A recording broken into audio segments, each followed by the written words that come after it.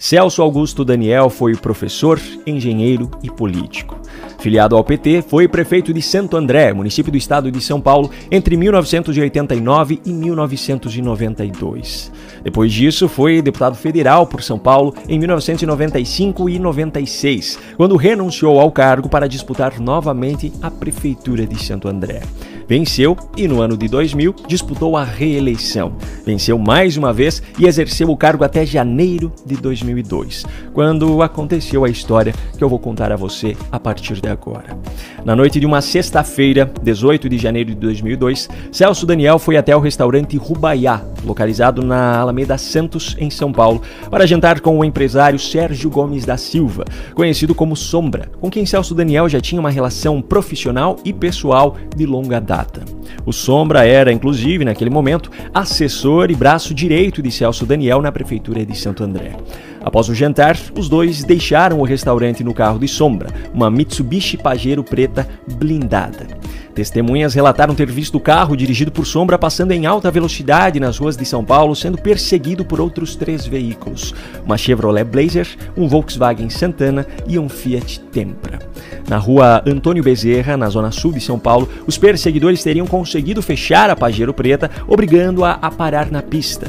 Os criminosos desceram então dos seus carros e começaram a atirar na direção dos 2 ocupantes da caminhonete, que era blindada, e os disparos não atravessaram a proteção da blindagem. Mas, por algum motivo, as portas da Pajero estavam destravadas. Os criminosos abriram então as portas, tiraram Celso Daniel e Sombra do veículo, colocaram o prefeito em um dos seus carros e fugiram do local, deixando Sombra para trás, que logo em seguida, segundo ele, ligou para a polícia. Isso aconteceu na noite de 18 de janeiro, sexta-feira. No domingo pela manhã, dia 20 de janeiro de 2002, o corpo de Celso Daniel foi encontrado em uma estrada de terra no município de Juquitiba, a mais de 60 quilômetros de Santo André. A autópsia realizada no corpo apontou que Celso Daniel havia sido torturado e assassinado com tiros. As investigações começaram e, dali para frente, as coisas começaram a ficar cada vez mais estranhas. O Ministério Público apontou Dionísio de Aquino Severo como um dos sequestradores de Celso Daniel. Dionísio havia sido resgatado um dia antes do sequestro de um presídio em Guarulhos, em um resgate cinematográfico, por sinal.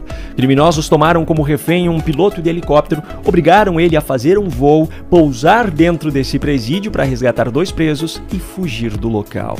Um desses presos era Dionísio, que teria sido resgatado justamente para fazer o sequestro. Pois bem, cerca de 3 meses depois do sequestro e assassinato de Celso Daniel, Dionísio foi preso. Alguns dias depois da sua prisão, ele afirmou que teria algumas revelações para fazer sobre o caso.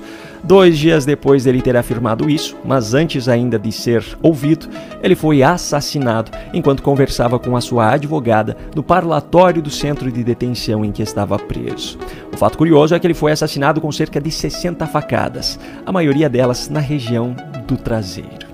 Isso aconteceu em abril de 2002. Em novembro de 2002, um amigo de Dionísio, conhecido como Sérgio Orelha, que inclusive havia abrigado Dionísio em sua casa após o assassinato de Celso Daniel, também foi assassinado dentro da sua casa. Antônio Palácio de Oliveira, o garçom que sempre servia Celso Daniel naquele restaurante e que havia servido, inclusive, ele e Sombra na noite do sequestro, foi outra pessoa assassinada em relação a esse caso, em fevereiro de 2003. A morte de Antônio teve uma testemunha, Paulo Henrique Brito, também garçom. Adivinha o que aconteceu com ele? Foi assassinado em março de 2003, no mesmo local em que ele havia testemunhado o assassinato de Antônio. Outro personagem foi descoberto com a quebra de sigilo telefônico do aparelho que Dionísio usava no presídio. Foram descobertas ligações trocadas entre Dionísio e um policial do departamento de narcóticos, chamado Otávio Mercier. Otávio foi ouvido, disse não saber nada sobre o caso, mas pouco tempo depois foi assassinado também em julho de 2003. Em dezembro do mesmo ano, outra pessoa assassinada, o agente funerário Irã Moraes Rédua, que havia sido a primeira pessoa a reconhecer Celso Daniel lá na estrada de terra e a chamar a polícia.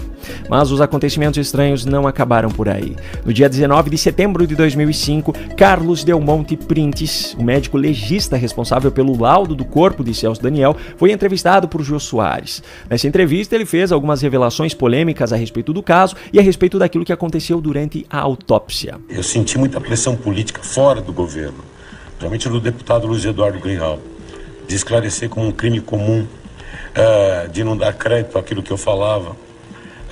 E aí eu fui proibido de falar. Cerca de 20 dias depois, no dia 12 de outubro, Carlos Printes foi encontrado morto.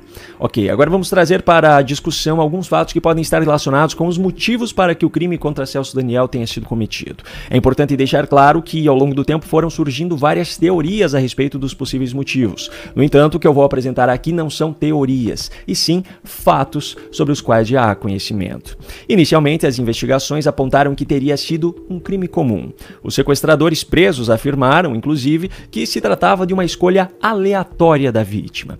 Em 2003, no entanto, o Ministério Público fez uma nova denúncia sobre o caso, incluindo agora o Sombra como um dos responsáveis pelo crime. A partir dali, a história teve mais uma série de desdobramentos e eu vou tentar resumir ao máximo para você. Em 2005, promotores pediram novas investigações a respeito do caso, e essas investigações ficaram sob responsabilidade da delegada Elizabeth Sato. Uma curiosidade aqui, Elizabeth Sato é tia de Marcelo Sato, que na época era casado com Lurian da Silva, a filha mais velha de Luiz Inácio Lula da Silva. O Marcelo apareceu inclusive em uma matéria recente do Metrópolis, em agosto de 2023, que mostrava que ele já havia pegado naquele ano até carona com aviões da FAB. Mas, voltando à tia dele, a delegada Elizabeth Sato, ela encerrou as investigações 5 dias após o início, com a mesma conclusão das investigações anteriores, de que teria sido um crime comum. Em 2012, o caso foi reaberto pelo Ministério Público, e agora eu vou trazer alguns fatos relevantes que apareceram ao longo de todo esse período de investigações e que ajudam a entender um pouco melhor o caso.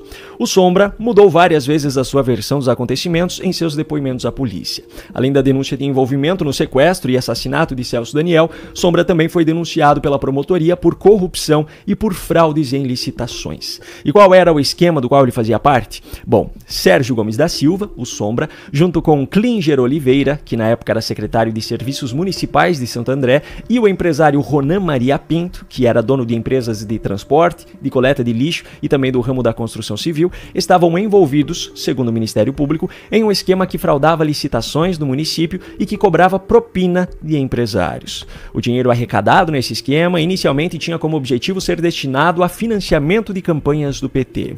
E aí entra em jogo Gilberto Carvalho, que era secretário de governo da Prefeitura de Santo André na época em que Celso Daniel foi assassinado. Depois foi chefe de gabinete de Lula e ministro da Secretaria-Geral da Presidência no governo Dilma.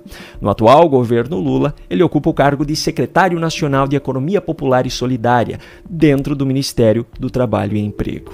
Gilberto foi acusado de ser o responsável por pegar esse dinheiro arrecadado no esquema lá em Santo André e levar até a sede do PT. Outro personagem relevante nessa história é Luiz Eduardo Greenhalgh, um dos fundadores do PT, ex-deputado e advogado do partido na época. Ele foi a pessoa designada pela direção nacional do PT para acompanhar as investigações. E o curioso é que, mesmo com o laudo da autópsia apontando que Celso Daniel havia sofrido tortura, Luiz Eduardo Greenhalgh afirmava que não havia tortura nesse caso.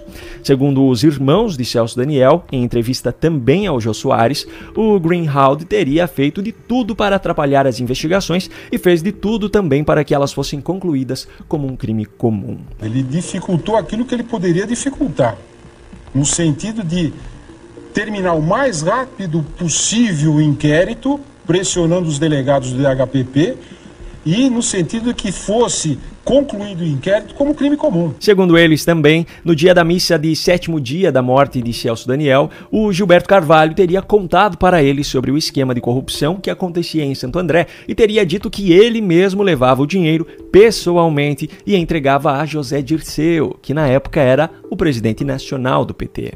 Os irmãos disseram que Celso Daniel sabia do esquema e que concordava com o repasse desse dinheiro para financiamento de campanhas, mas que, quando ele descobriu que parte do dinheiro arrecadado nesse esquema estava ficando com os envolvidos no esquema para enriquecimento próprio, aí então ele se opôs. E algo que já é de conhecimento de todos, mas que não custa lembrar, é que na época em que todos esses fatos aconteciam,